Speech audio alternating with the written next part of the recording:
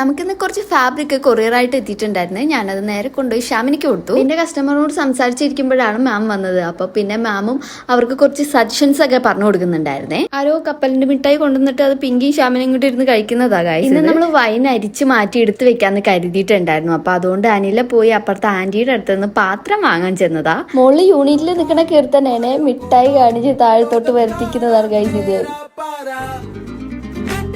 പിന്നെ നമ്മൾ വൈൻ്റെ പരിപാടി തുടങ്ങി. അനിലയും കീർത്തനയായിരുന്നു മെയിൻ ആയിട്ട് അതരിക്കാനിരുന്നത്. തമ്പുരാൻ അറിയാം ഇത് ലാസ്റ്റ് അരിച്ച് വൈനായിട്ട് തന്നെ കിട്ടുമെന്നുള്ളത്. ഇതൊക്കെ എന്ത്